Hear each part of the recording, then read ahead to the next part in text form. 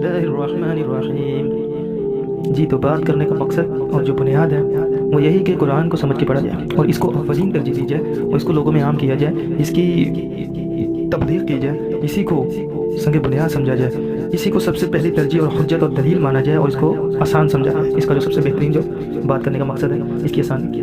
سورہ بقرہ آیت نمبر 44 میں اللہ تعالیٰ فرماتے ہیں کہ لوگوں کو بھلائیوں کا حکم کرتے ہو خود اپنے آپ کو بھول جاتے ہو، باوجود یہ کہ تم کتاب پڑھتے ہو کیا تم سمجھتے نہیں؟